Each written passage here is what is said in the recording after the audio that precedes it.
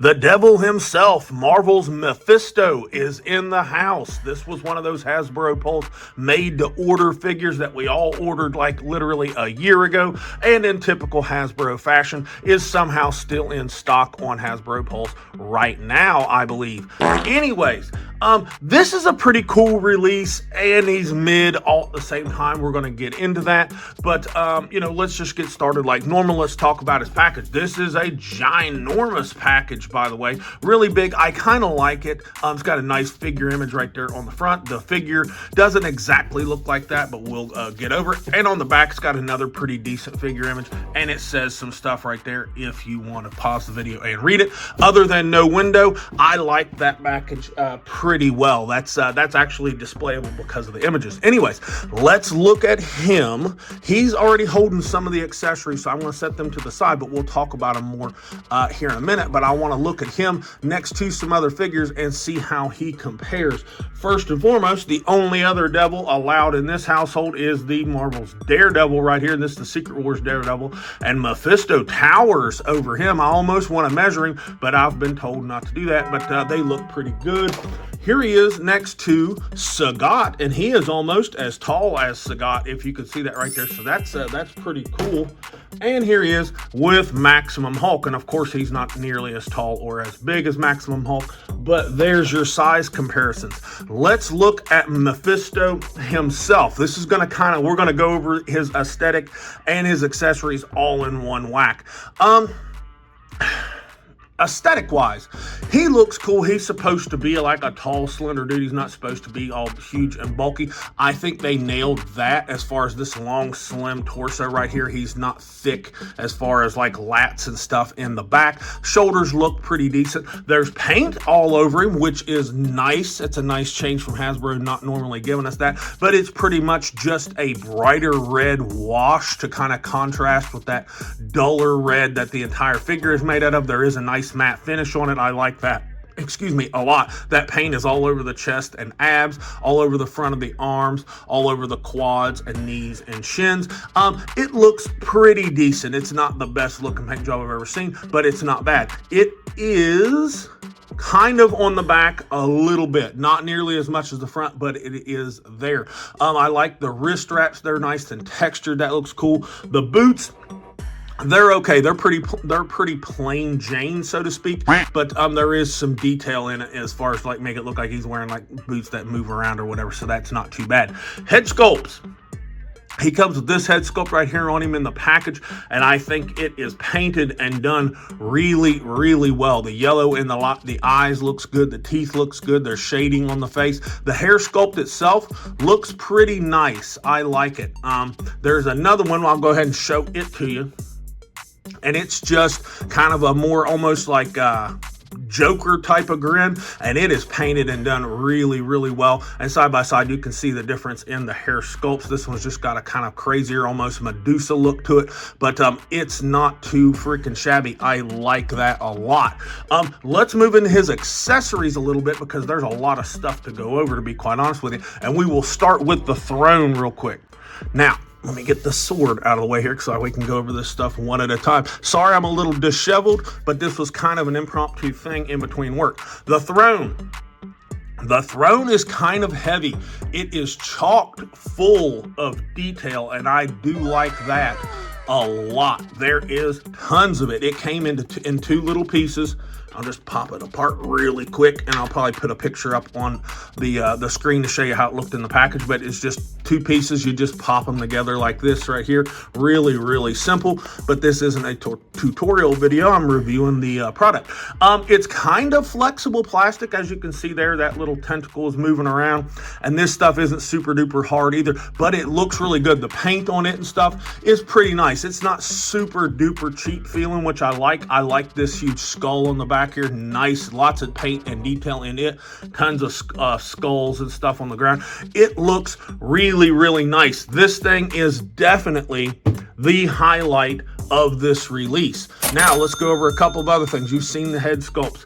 The sword right here, it's pretty cool. It's just a long little sword, the nice gunmetal gray for the blade. There's some gold around the hilt, and the handle is brown. It's got some texture to it. And then that little thing down there on the end, he's got an extra skull to be held, and it's pretty cool. It's painted halfway decent, and the proportions on it actually looks like a real skull. Not too bad. Of course, he has two sword holding hands, and they're done and painted fairly well. They're not, I don't think these are reused from anything. Those might actually be new. Now, the part that everybody is interested in are the different cape and loincloth thing. He comes with, in the package, this soft plastic loincloth piece right here. I put the soft goods loincloth and soft goods cape on him to have him sitting in the throne. He doesn't come with a cape on him in the package at all. The soft goods cape, let's talk about it. I'm not a fan. Feels very, very cheap. It is not wired. It does not drape well, as you can see. It's just not that good. The collar around it is soft plastic, similar material to this one right here. I don't know. I don't really like this cape. And why does this one have the necklace piece on it and this one does not? I'm going to take his head off real quick and take it off and put the other one on it so you can see it. Oh, while we're here, double ball peg, but it's terribly done. We'll talk about that more here in a minute. These things just plug right here into his back, and it just comes off like that. Super duper easy. But notice that necklace right there. This soft good one does not have that. And I don't really know why. That's kind of, I feel cheated a little bit. Unless it's interchangeable, which it is not. It is connected to that. So that's not interchangeable. Why this one doesn't have that, I'll never know.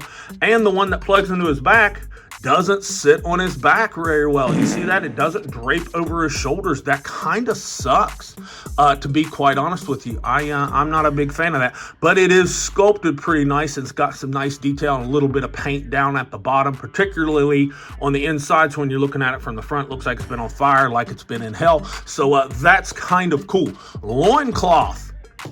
Let's talk about that. You got to take him apart to change that out, and it's actually pretty simple. You just kind of pry him apart like so. I broke my back. Oh, comes apart pretty easy. It's just a little soft goods loincloth, nothing special whatsoever. And then you just put this other one right there like that, and you just sticking back together. Super simple. I was worried I was going to break it. You're not. It's pretty easy to do. So moving forward from that, I'm going to go ahead and put his head. Well, I'm going to leave it off because we're getting ready to go over his articulation. But and that's really the extent of the accessories. There's, like I said, the throne is definitely the highlight of this release.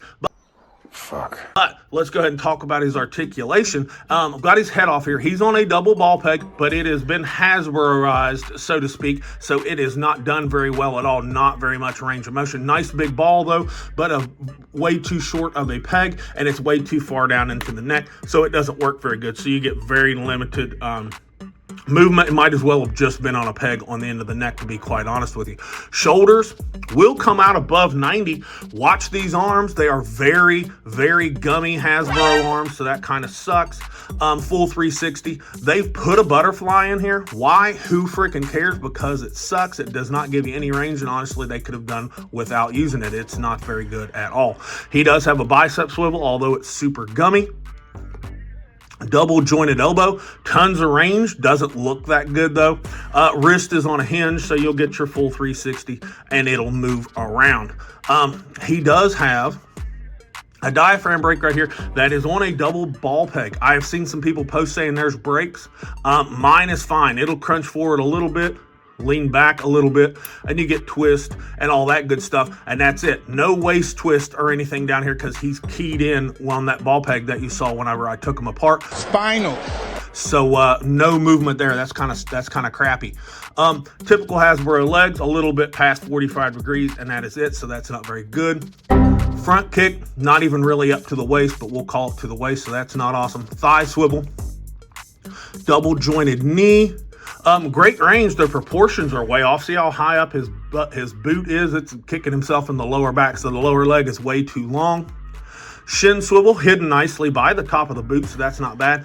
Ankles are a hinge, go all the way down, up some, tons of rocker, peg hole, of course, and no toe hinge. So he is par for the course as far as a Marvel Legends figure, as far as what this figure can do. Let me take off this head and put the other one on it because you haven't seen what he looks like with this head on him. It looks pretty good. Like the head sculpts, again, Marvel Legends nails head sculpts way too big for the body. I mean, that is very prevalent with this head sculpt on it. This head is super too big for the body.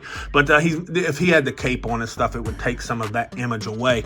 But that's really it for this guy. He was a little overhyped. The throne, again, really, really good. And the other accessories independently aren't that good, but when you cobble it all together, it looks good enough. The fact that this was that pay to order or whatever, that made to order stuff, that's kind of just a gimmick or whatever, as we've all seen historically. But overall, this is a decent figure, way overpriced at $80. Buy it if you want it. This is definitely not a top of the line Marvel Legends release as far as the figure. The throne is nice, everything else is pretty mid to low tier. I will give this a C because that throne is really, really nice. Anyway, that's all I've got. Be sure and like, subscribe, comment, and this has been Dad with Dad's Expensive Hobby, and I'll talk to you all in the next video.